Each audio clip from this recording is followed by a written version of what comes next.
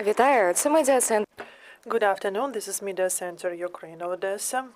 And this briefing will be about the security situation in Odesa region. We are having with us Serhii Bratchuk, the spokesperson for the head of the Odesa Regional Military Administration. Serhii, the floor is yours. Good afternoon. Glory to Ukraine. Glory to Armed Forces of Ukraine. And thank you for the invitation. And now I would like to share details about the situation in Odesa region as for security and humanitarian issues. The threat of air and missile strikes throughout the territory of Ukraine, including Odesa region and the south of Ukraine, remains high.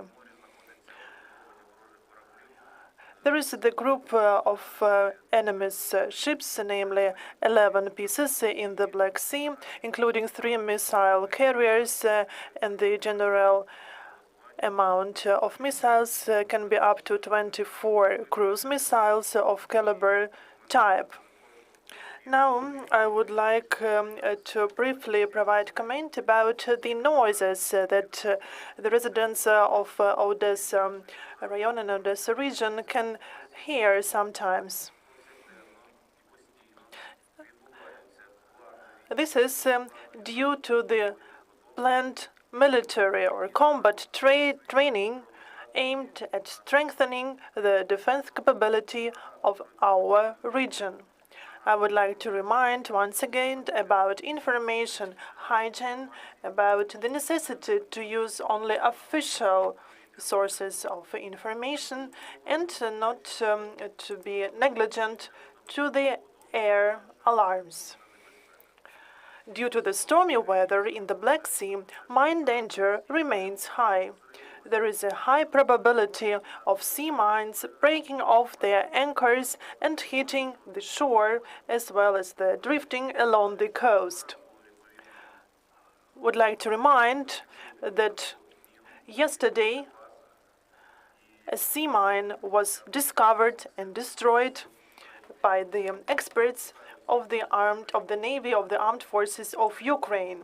That's why I would like to remind you about necessity to follow the orders and rules that were introduced in our region on the 25th of February 2022. These are the prohibition of swimming in the Black Sea, of sailing the Black Sea, and also the prohibition of strolling along the seaside, especially in the places where you can see a sign, beware of mines. People sometimes even trying to photograph themselves during the discovery of such dangerous mines, and this threatens their life. So please take care of yourself and your family, and please remember that every Ukrainian should fight till the last day until we will be victorious in this war. I would also like to remind you about the work of the State Emergency Service regarding the controlled destruction of the Second World War ammunition, as well as remnants and fragments of modern enemy missiles Russians used to attack our territory. During missile attacks which are repelled by our air defense forces. We can briefly discuss the situation at the energy front line. I would like to remind that from the 9th of February, new schedules have been tested in Odesa region. Over this period, under the initiative of Odesa Regional Military Administrations, the energy engineers have been updating the schedules to ensure operations of critical infrastructure facilities in our city and in our region, and also to ensure providing power supply to residents of Odesa. The emergency headquarters have been working 24/7 in close cooperation with energy engineers, with Ukrenergo, with the Ministry of Energy, and the power supply company, DTEK. There is no deficit in power supply in Ukraine, but I would like to dwell upon the situation in the Odesa region. Generated electricity cannot be supplied to consumers because of destroyed main interregional lines of Ukrenergo. It means that there are network restrictions and outages. When needed, the emergency teams and units liquidate the consequences of possible damages and accidents. But there is only one reason for this. These are missile attacks on the 10th of December last year, and also this year, including the 3rd and the 4th of February. The situation on the energy front line is personally controlled by the head of Odesa Regional Military Administration, Maxim Marchenko, and he is in constant contact with the Minister of Energy of Ukraine, with the head of Ukrenergo, and the local representatives, DTEK, Odesa networks, and other relevant parties. Now we can speak about the industry and electric transport restoring operations. Around 50% of public transport have already renewed its operations. So there is also the feedback option, and including the social media. So you can always contact the call center, the representatives of DTEK. You can also address my personal chatbot, where we are ready to quickly respond to your requests. Now we have been doing everything possible and impossible to ensure power supply to the residents of the city of Odesa and Odesa region.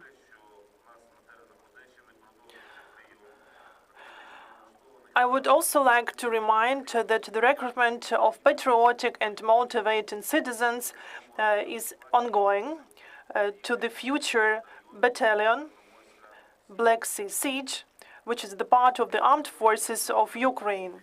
Conscripted citizens of Ukraine aged 18 to 60 who are on military registration, internally displaced persons, or those who are temporarily staying in Odesa Oblast can join the ranks of that battalion, the Black Sea Siege Battalion of the Odesa Oblast.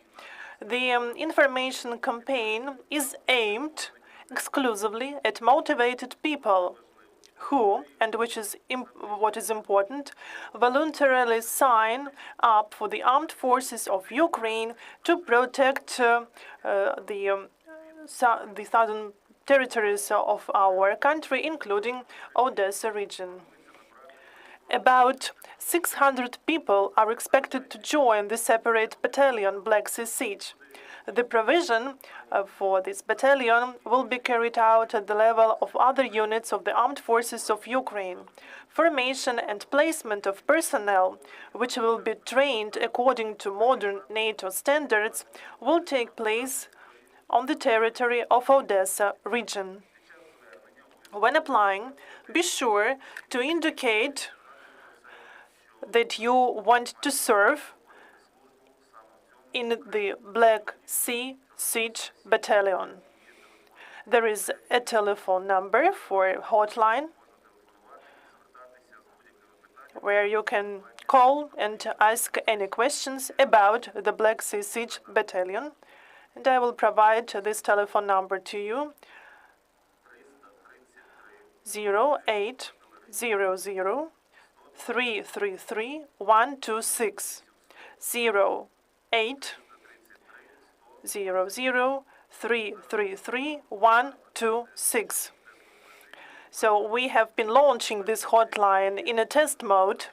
It's the first day, and then it will continue its operations, and the representatives will gladly answer all your questions. As for humanitarian and security situation, I would also like to say that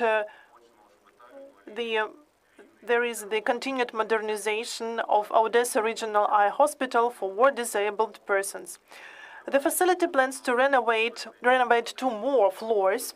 Repair and construction is ongoing. The equipment of treatment rooms and wards, as well as the installation of new modern equipment, including the installed portable X-ray machine and ultrasound machine.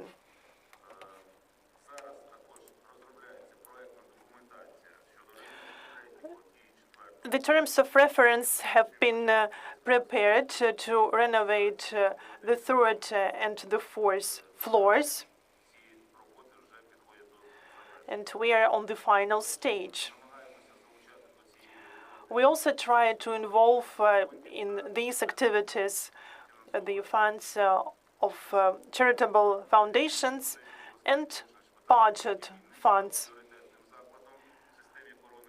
This facility is now the priority for Odesa region.